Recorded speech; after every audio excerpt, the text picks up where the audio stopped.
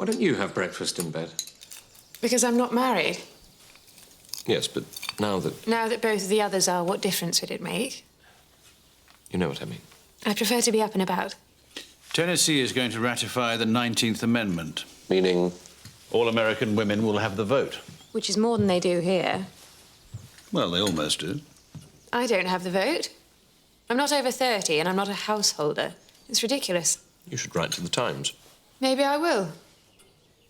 Ask your mother if she needs any help with tonight's dinner.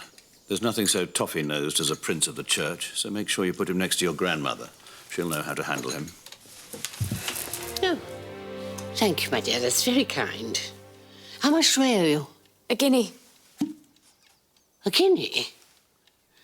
For a bottle of scent? Did he have a mask and a gun? How are you? All right, I suppose. Yes, I worry about you. Yeah, that sort of thing is so horrid. Being jilted at the altar, yes, it is horrid.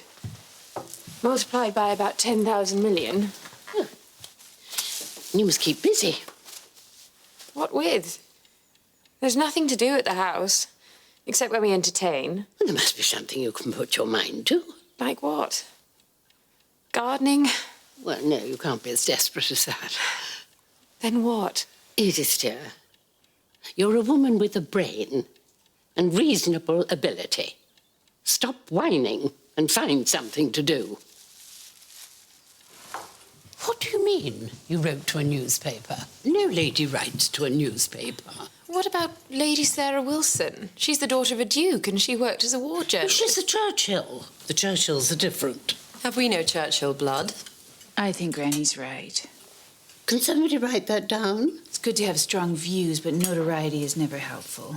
Well, I've sent it now. It won't be published. Thank you for the vote of confidence, Papa. God in heaven! Earl's daughter speaks out for women's rights. What? In a letter to this newspaper today, Lady Edith Crawley, daughter of the Earl of Grantham, condemns the limitations of the Women's Suffrage Bill and denounces the government's aims to return women to their pre-war existence.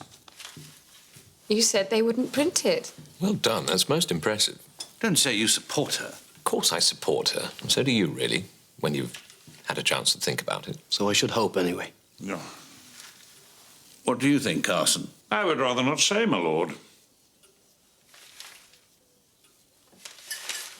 Why would I persuade your father otherwise when I agree with him? How can you say that when you keep telling me to find something to do? I meant run a local charity or paint watercolours or something. Well, I'm going to London to see the editor tomorrow. And if I like him, then I'm going to say yes. I don't want to fall out with Papa, but I don't want to be invisible either. I've had enough of it. Very well, I'm coming up tonight. I'll see what I can do. But I want a favour in return. Something nice? The editor's written back, repeating his offer. He asks if I'm ever in London. Why not? You could see Rosamond and buy some new clothes. He only wants to persuade you to write for his horrible paper. Still, I think I will go. It seems rude not to, in a way. And I haven't been to London for ages. Excuse me. Please don't encourage her. But I think it's a good idea. I gather you've trapped poor old Jarvis into a meeting. It won't take long, but he is the agent, and there are things we must get started on, if you agree. Well, I'm glad you still think my agreement has a part to play. Are you sure you wouldn't rather just cut and run like me?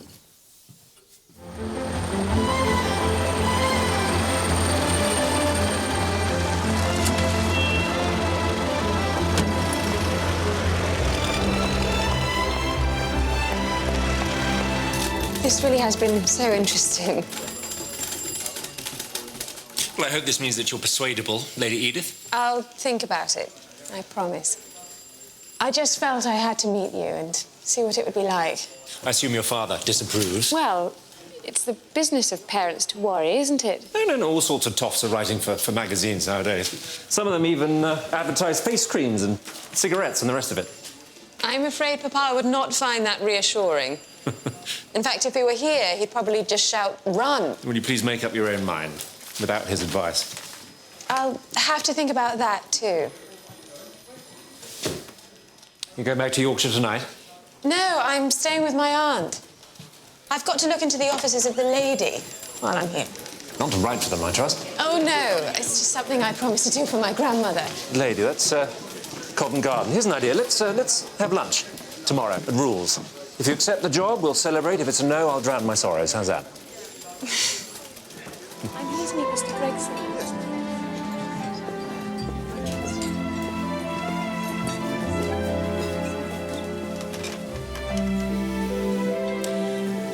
I was afraid you'd stood me up. I'm so sorry. It took much longer than I thought. What was it about? Oh, just family stuff. An errand for my grandmother. You very family-minded. Well, you know, when you live at home with your parents, you're still in the middle of all of it. Yes, I saw a picture in the paper of your elder sister's wedding. She looked very glamorous. People say so. Am I allowed to say I'm rather pleased you're not married? Here you are, madam. I'm a little less pleased. Oh, dear, it sounds like you're hiding a romantic secret. Not too romantic. A little while ago, I was jilted at the altar, which wasn't much fun. Oh, dear, I am sorry. Oh, please don't be.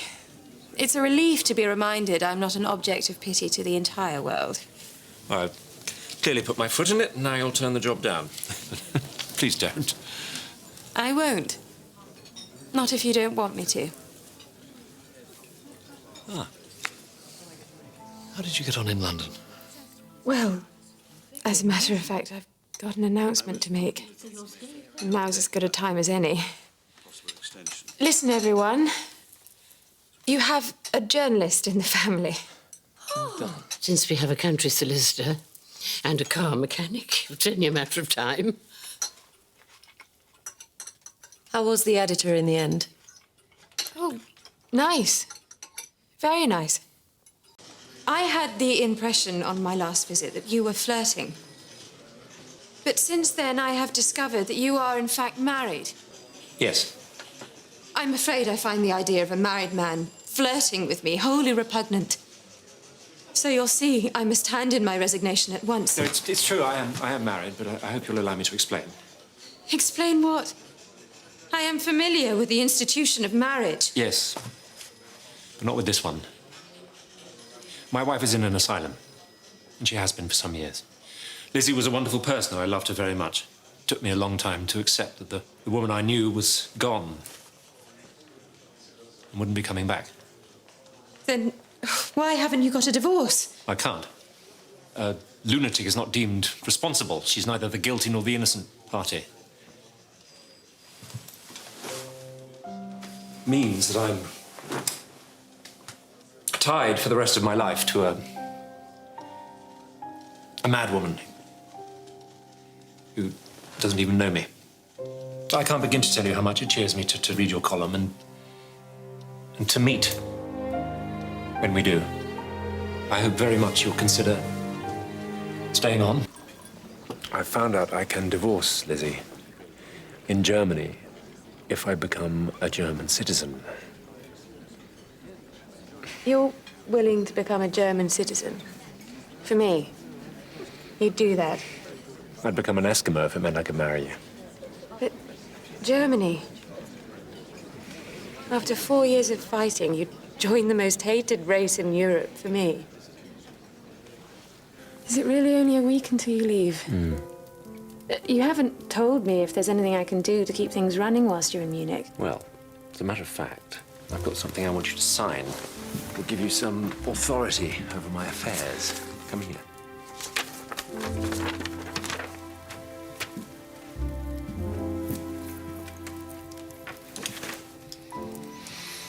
What can you do when you get there? I thought I'd write a novel. Gregson's dead, I'm afraid. How terrible that is to hear. Edith inherits Gregson's publishing company. I think I expected that. I hope somehow it helps her get through this. It was very generous of him. I suppose they loved each other. Thank you. Goodbye. Trouble at Mill? My editor, Mr. Skinner, again. What's the problem? Everything's a problem. No, that's not quite true. I think the problem is me. He doesn't like working for a woman. Simple as that. I suppose you're right not selling up and taking the money. I think I am. And this is what you had in mind for the cover. No, don't touch that. It does seem very similar to last month's, Mr. Skinner. Don't be so absurd. No, please. And where is the copy for this? Mr. Skinner, this really isn't finished. I have dealt with amateurism before. I've even dealt with incompetence. But this ridiculous, muddle-headed meddling just about Mr. takes Skinner, that's quite enough. If that's how you feel, I suggest we part company once and for all.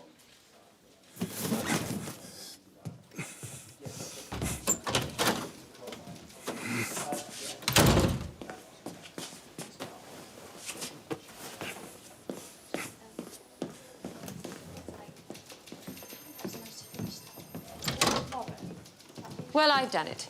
He's gone. Well, good riddance. And well done. But what happens now? Well, we have to get it out by tomorrow. So we have to get the proofs to the printers by 4 a.m. Well, we can't mean to do it yourself. Why not? I refuse to be defeated by a petulant and overweight tyrant. I'll lay out the articles as usual. Oh, it's 7 o'clock. Which means we have 9 hours. We better get some coffee on and... Oh, crikey. I won't be long. Keep getting the copy together. What's the idea? At Lady Elton's costume ball, I can't decide which guests are the most important. Never mind that. Best clothes and prettiest faces. Nobody cares about anything else.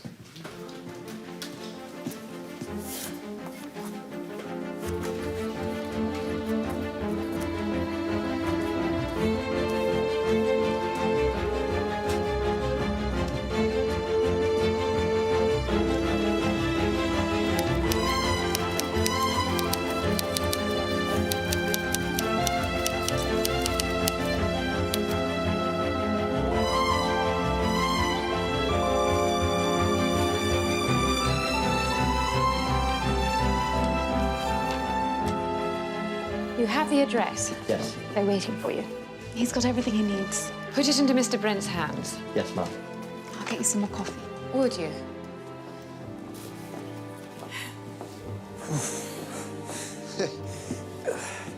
Well, you did it. We did it. I really am so grateful. Are you an editor now? Does this count in your profession as a sort of baptism of blood? Oh, I don't know what will happen next. But it's nice to know I can do it, if I have to. You certainly can. I won't, though. Not yet. I'll put someone in charge as a caretaker. Then I'll think. In the end, the big question must be, are you a countrywoman or a townie? Oh, but it's more than that. I know now I need a purpose. That's what I've learned. I can't just lead one of those purposeless lives. You inspire me. Not many people would say that. They would if they knew you.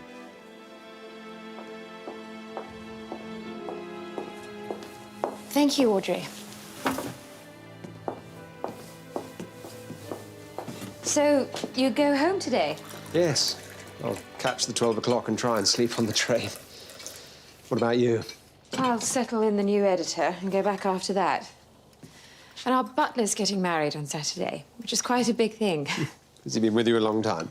Forever. He joined us as a junior footman in my grandfather's day. I love those stories. I wonder how much longer people will tell them. I know. But let's not be sad, not today. After all, we've just edited a magazine. How many more? Just one. Miss Edmonds. Send her in. If you'd like to go in now. Please sit down. I've been reading about your many achievements. Oh, I see you were born in '92. I know I might seem too young to be an editor, but I do have experience. I was just going to say we're born in the same year. Oh, have you seen a copy of our latest edition? I produced it, actually. Our editor had left, so it was down to me and the rest of the office. And during one horror-filled night, we did it. But then are you sure you need me? Oh, I am. But I have at least proved you're old enough to be an editor, because I was.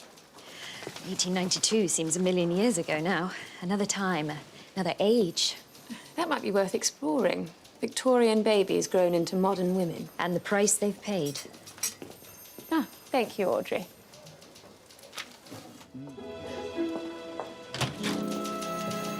Hello, stranger. I'm not really here.